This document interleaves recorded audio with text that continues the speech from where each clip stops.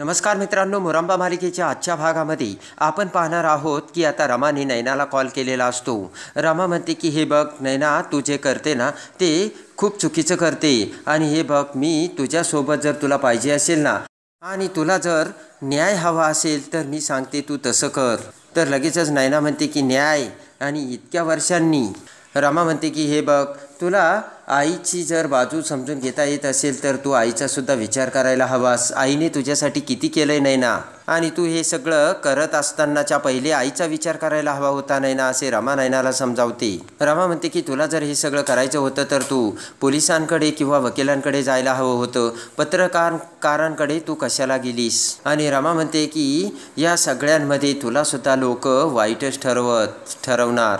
आणि ते ऐकताच आता नैना म्हणते की मला एक सांग ना, एवढं सगळं होऊन देखील तुला त्या घराचा आणि त्या घरातील माणसांशी एवढा पुळका कशा. नैना म्हणते की एवढं लक्षात घे आणि हे आठव, याच घरातील लोकांनी तुला कसलाही विचार न करता, मागे पुढे न करता घराच्या बाहेर काढले रमा, आणि अजूनही तू त्यांचाच विचार करतेस का. रमा म्हणते हे बघ नैना, माझ्या मनात सुद्धा त्याबद्दल राग आहे, पण माझ्या मनात त्याच्या पाठीमागे सुडाची भावना नाहीये. नैना, तू एवढं लक्षात घे, असे रमा नैनाला समजावते. आणि रमा म्हणते मला सुद्धा न्याय हवा आहे, पण मला असा सूड उगवायचा नाहीये. ते ऐकताच आता नैना म्हणते की काय बोलतेस ग बाई माझी, तुला न्याय हवा आहे पण सूड उगवायचा नाहीये तुला, आणि मग तुला असा बसून कधीच न्याय मिळणार नाही आणि तुझा चांगुलपणा ना तुलाच नडणार आहे, एवढं लक्षात ठेव, असा सल्ला आता नैना रामाला देते. आणि नैना फोन कट करते. तेवढ्यात आता रमा विचार करते की या मुलीचं आता काय करायचं आणि आता या पोरीचं करू तरी काय, असा आता रमा विचार करते.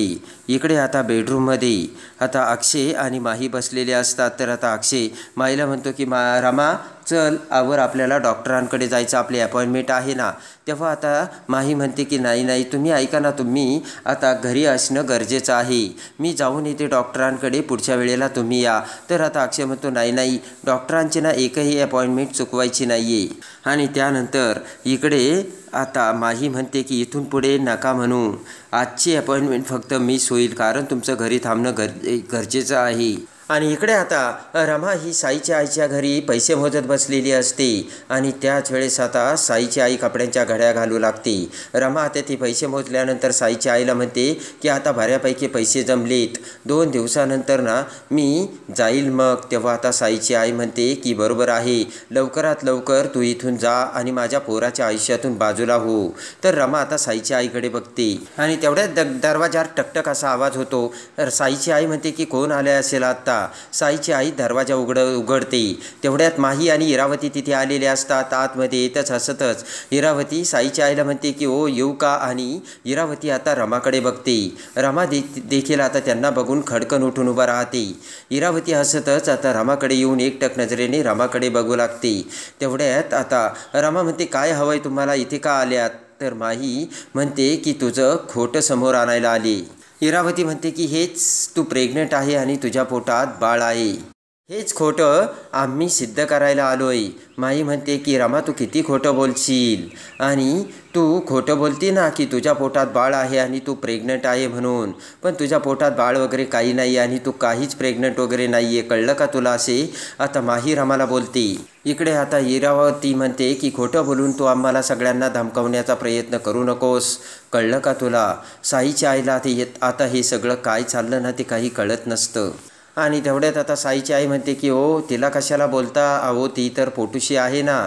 ते ऐकता चिरावती तोंडाला हात लावते. तर माही साईच्या आईला म्हणते की हे बघा, तुमचा ना यामध्ये काहीच संबंध नाही आहे, तेव्हा उगाच तुम्ही मध्ये बोलू नका. साईची आई म्हणते की काय बोलतेस तू, माझ्या पोट्ट्याला तू मुकादमाच्या घरी घेऊन गेली होतीस आणि म्हणतेस माझा काही संबंध नाही, आणि तोच सांगत होती ना ही रमा नाही तर हीच माई आहे म्हणून. साईची आई म्हणते की तेव्हा बरा संबंध होता आणि आता कसा संबंध नाही. इरावती आता वेडं वाकडं तोंड करून साईच्या आईकडे बघू लागते. रमा म्हणते की हे बघा, तुम्हाला माझ्यावरती विश्वास नाहीये ना, थांबा मी तुम्हाला रिपोर्टच दाखवते. तर इरावती म्हणते दाखव ना, रिपोर्ट दाखव. रमा आता रिपोर्ट घेऊन येते आणि इरावती हसतच म्हणते की आण ते रिपोर्ट आणि हाण आमच्या थोबाडावर. तेवढ्यात रमा ते रिपोर्ट घेऊन इरावतीच्या हातात देते आणि म्हणते की बघा माझे रिपोर्ट. आणि मूर्खपणाची चूक आता रमाने पुन्हा एकदा केलेली असते. तेवढ्यात आता इरावती ते रिपोर्ट्स बघत रमाकडे बघते आणि म्हणते की अगं बाई, खरंच तू तर प्रेग्नंट आहेस. आणि हसतच आता इरावती म्हणते की बरोबर आहे, तू तर प्रेग्नंट आहे. आणि असे म्हणत इरावती ते रिपोर्ट्स तिच्या पर्समध्ये ठेवते आणि म्हणते की तू प्रेग्नंट होतीस, आता नाही आहेस. रमा आता इरावतीकडे बघते. रमा म्हणते की काय करताय ते तुम्ही. रमा आता इरावतीला ते रिपोर्ट्स तिच्याकडे देण्यासाठी सांगते आणि आता रमा म्हणते की माझे रिपोर्ट्स द्या. अरे इरावती म्हणते की नाही, तुला रिपोर्ट्स मिळणार नाही आणि मी देणारही नाही. साईची आई म्हणते की असं कसं देणार नाही, ताऊ तिचे रिपोर्ट्स तिला तुम्ही देऊन टाका. आणि त्यानंतर आता इरावती ही माहीकडे बघून माहीला खुणावते आणि म्हणते की तूच सांग आता. त्यानंतर आता माही म्हणते की हे बघ रमा, तुझ्यासाठी आमच्याकडे एक सरप्राईज आहे. हे बघ तुझ्या पोटात बाळ आहे, बरोबर आहे, पण तू तुझ्या बाळाला कसं वाढवशील सांग ना आम्हाला आता. आता माही म्हणते की हे बघ रमा, तू जरा समजून घे ना. हे बघ तुझ्याकडे ना आता पैसे आहेत आणि ना तुला राहायला आता घर आहे. तू आता गरीब झाली आहेस रमा. तेव्हा तुझ्याकडे असलेले हे बाळ, त्याचा सांभाळ तू कसा करू शकशील. आणि लगेच आता माई म्हणते की त्यापेक्षा तू एक काम कर, तुझ्याकडे असलेलं बाळ ना, तू ते बाळ मला देऊन टाक आणि तोपर्यंत मी प्रेग्नन्सीचं नाटक करील. ते ऐकताच आता रमाला मोठा धक्का बसतो आणि रमा म्हणते की माही तू काय बोलतेस हे. तर आता रमा पोट येण्याचं नाटक करून पोटाला हात लावते आणि आता इरावती म्हणते की बरोबर आहे. तर आता माही खुश होत आता रमाला म्हणते की रमा, तू ना हे बाळ तुझ्या पोटात वाढव आणि बाळ झाल्यानंतर ते बाळ तू मला दे. तोपर्यंत मी नाटक करते, बस किती सिंपल आहे. आणि त्याच्या बदल्यात ना मग आम्ही तुला खूप मोठं सरप्राईज देऊ. आणि रमा आता विचारातच पडलेली असते. रमा आता मोठे डोळे करून फक्त माईकडे बघतच असते. तेव्हा आता माई म्हणते की रमा, अगं कसला विचार करतेस, मी तुझ्या उत्तराची वाट बघत आहे आणि सांग ना मला लवकर. डोक्याला हात लावत रमा म्हणते की किती भयंकर आहे आणि किती खालच्या थराला जाऊन वागता तुम्ही हे. आणि लगेच आता राग येऊन रमा म्हणते की चालते व्हा इथून, माझ्या तोंडासमोर आत्ताच्या आत्ता निघून जा. तर हसतच इरावती म्हणते की जाणार तर आहोतच आम्ही. इरावती म्हणते की जाताना मी तुला एक सांगते, मला एक सांग ना रमा, तू माहीसोबत किती वाईट वागलीस. इरावती म्हणते की रमा, फक्त तुझ्या सांगण्यावरून हिने हिची सगळी प्रॉपर्टी हिच्या सावत्र आईच्या नावावर केली बघ ना. आणि आता तुझी देण्याची वेळ आली आहे तर तू नाही म्हणतेस. तेव्हा आता रमा म्हणते की मी हे तिला ना करायला नव्हतं सांगितलं. आणि आता इकडे रमा म्हणते की मी हिच्याकडून काही मागितलं नाही आणि हिच्याकडून काही घेतलंही नाही, एवढं तुम्ही लक्षात ठेवा. इकडे आता रमा म्हणते की तिने ना तिची प्रॉपर्टी मागण्यासाठी तिच्या आईकडे जावं. माझ्याकडे माझा नवरा आणि माझं बाळ का मागते ही तेच मला काही कळत नाही, असे रमा आता इरावती आणि माहीला बोलते. आणि तेवढ्यात ॲक्टिंग करत आता इरावती म्हणते की अरे बापरे, किती फिल्मी आहे ही. आणि मेरा पती मेरे पास छोड़ दो, ही अशीच आहे का, असे आता इरावती माहीला बोलते. तर माही आता रमाकडे बघत म्हणते की हो, ही अशीच आहे. आणि माही म्हणते की मोलकरीण ती मोलकरीणच. इरावती म्हणते की म्हणून अक्षय मुकदम आहे ना, याला ही अजिबात सूट नाही होत. मग तुम्ही माझं नाव कशाला वापरता, माझं नाव वापरायची काय गरज आहे, तसंच तुम्ही यांना पटवून दाखवा. तर आता ते ऐकताच आता इरावती आणि माही हे रामाकडे बघू लागतात. रामा म्हणते की मग तुम्हाला तुमच्या पद्धतीने जे करायचं ते करा, माझी कशाला ओळख वापरता. इरावती म्हणते की शांत बस, येला ना जे करायचं ते ही करणारच आहे. इरावती म्हणते की तुझी काय अक्कल आणि लायकी आहे ना ते आम्हाला चांगलंच माहिती. तुझ्याकडे पैसा नाही, एक फुटी कवडीसुद्धा नाही आणि चालली बाळाला वाढवायला म्हणे. इरावती म्हणते की तुझ्याकडे तर काहीच नाही आहे, पण हिच्याकडे सगळं आहे. आणि तुझ्या पोटातील हे जे बाळ आहे ना, ते जेव्हा जन्माला येईल तेव्हा तुझ्याकडे देण्यासाठी काय आहे, काहीच नाही, असे आता इरावती रामाला सांगते. आणि तुझी ही तुझ्याजवळ असलेली घाणेरडी फिल्मीगिरी तू तुझ्या बाळाला देणार आहे का. रमा आता राग येऊन म्हणते की माझ्या बाळाला कसं वाढवायचं ते माझं मी बघेन. आणि त्यानंतर आता रागाने रामा म्हणते की आत्ताच्या आत्ता तुम्ही इथून निघा, चालते व्हा. तर इरावती आता घड्याळाकडे बघते आणि म्हणते की तसंही आमची वेळ आता जवळपास संपलेली आहे. आणि अरे किती ओरडशील, जातोय ना आम्ही, असे आता इरावती रामाला सांगते. इरावती म्हणते की स्वतःचा नाही पण स्वतःच्या बाळाचा जर विचार केला ना तर तू नक्की ते बाळ आम्हाला द्यायला तयार होशील. आणि त्यानंतर आता इरावती साईच्या आईकडे येते आणि साईच्या आईला म्हणते की आंटी हिला ना काही कळत नाही, ही वेडी आहे, पण तुम्ही ना एकदम हुशार दिसता. आणि लगेचच आता तिच्या बॅगमधील पैशाचे बंडल इरावती आता ही साईच्या आईच्या हातावर ठेवते आणि म्हणते की हे घे पैसे आणि समजाव हिला. तू समाजात कसं राहायचं ना तुला चांगलं माहिती आहे, पण हिला अजिबात माहिती नाही आहे. आणि आता हे साईच्या आईकडे पैसे देत इरावती म्हणते की काय फायद्याचं आहे आणि काय तोट्याचं हिला सांगतो. आणि लगेच इरावती आता साईच्या आईकडे बघते तर साईच्या आईला हे सगळं काय चाललं ना हे काही कळतच नसतं. साईच्या आईला मोठा धक्का बसलेला असतो. एकटक नजरेने साईची आई फक्त इरावतीकडे बघतच असते. तर तेवढ्यात आता इरावती म्हणते की आंटी काय अजून हवेत का तुला पैसे? अजून घे, अजून 2 पैशाचे बंडल काढून आता इरावती साईच्या आईच्या हातावर ठेवते आणि म्हणते की तुम्हारे पैसे पे किसी की नजर ना लगे. आणि लगेच तिच्या डोळ्यातील काजळाचा टिक्का इरावती आता साईच्या आईच्या मानेला लावते. आणि हसतच आता इरावती ही साईच्या आईकडे आणि रमाकडे बघत म्हणते की माही चल ग, इथे यांच्याकडे एसीसुद्धा नाही आहे, खूप गरम व्हायला लागलं आहे आता. आणि माहीसुद्धा आता तिरप्या नजरेने रमाकडे बघत आता दोघीही बाहेर निघून जातात. आणि इकडे आता इरावतीने रमाचे ते प्रेग्नन्सीचे रिपोर्टसुद्धा आपल्यासोबत घेतलेले असतात. आणि त्यानंतर ते पैशाचे बंडल तसेच हातावर ठेवत आता साईची आई दरवाजात जाते आणि रामाकडे बघू लागते. इकडे आता शशिकांत हा रामाला म्हणतो की अगं माझं तोंड काय बघत बसलीस, फोन लाव अगोदर. घाबरतच आता सीमा फोन उचलते. आणि तेवढ्यात इकडे आता सीमा ही नैनाला फोन लावते. सीमाचा आलेला फोन बघून फोन उचलत आता नैना म्हणते की सीमा काकू. तेव्हा राग घेऊन आता सीमा म्हणते नको म्हणोस मला काकू, आणि हे सगळं तू का केलंस आणि कशासाठी केलंस मला तेवढं सांग नैना. आणि इकडे आता सीमा म्हणते की तू विसरतीस का तुझ्यासाठी मी काय काय केलं. तर आता नैना म्हणते की हो, पण जे अगोदर करायला हवं होतं ते मी आत्ता केलंय. आणि इकडे आता नैना म्हणते की तुम्ही ऐका, तुमच्यावर झालेल्या अन्यायामुळे तुम्हीसुद्धा आता आवाज उठवायला हवा आणि त्यासाठी तुम्हीसुद्धा आता आवाज उठवा, असे नैनासुद्धा आता सीमाला सल्ला देते. सीमा म्हणते की नैना तू काय केलंस, हे सुद्धा आता बदलले होते आणि नीट वागण्याचा ते प्रयत्न करत होते ना. तेव्हा आता नैना म्हणते की सीमा काकू खरंच तुला असं वाटतंय का?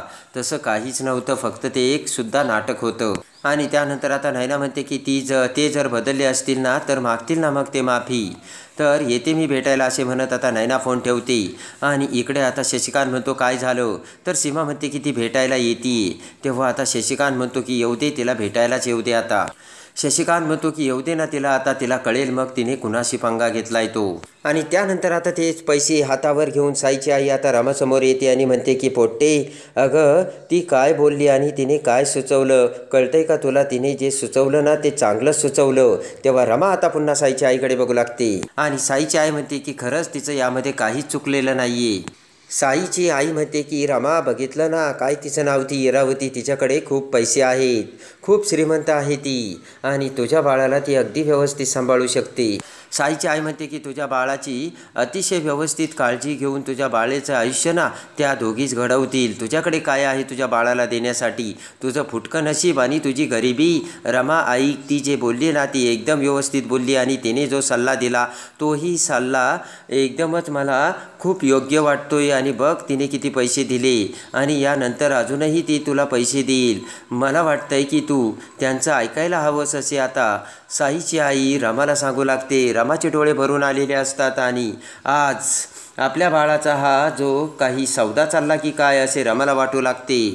आणि त्यानंतर आता साईची आई म्हणते की हे बघ रमा, तू तुझं बाळ त्यांना देऊन टाक आणि अजून त्यांच्याकडून पैसे घे आणि मग तुला हवं तसं जगायचं ते तसं तू जग. आणि मग त्या तुझ्या बाळाची काळजी अगदी व्यवस्थित घेतील, त्या तुझ्या बाळाला अगदी व्यवस्थित वाढवतील आणि त्या बाळाचं आयुष्यसुद्धा घडवतील, असा सल्ला आता साईची आई रमाला देते. आणि त्यानंतर आता साईची आई म्हणते की असं जर झालं ना तर मग मी तुझं लग्न माझ्या पोट्ट्यासोबतसुद्धा लावून देईल आणि मग तू इथेच राहू शकतेस, कारण माझ्या पोट्ट्याचंसुद्धा तुझ्यावरती खूप प्रेम आहे. ते ऐकताच आता रमाला मोठा धक्का बसतो आणि रमा साईच्या आईला म्हणते की अहो काय बोलताय तुम्ही, तुम्हाला काही कळतंय का?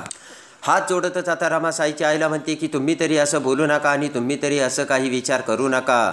कारण माझं माझ्या नवऱ्यावरती ना खूप प्रेम आहे आणि माझ्या पोटात त्यांचं बाळ आहे. तुम्ही असं कसं बोलू शकता, असे रडतच रमा आता साईच्या आईला बोलते. डोक्याला हात लावत आता रमा साईच्या आईला म्हणते की तुम्ही असं कसं करू शकता.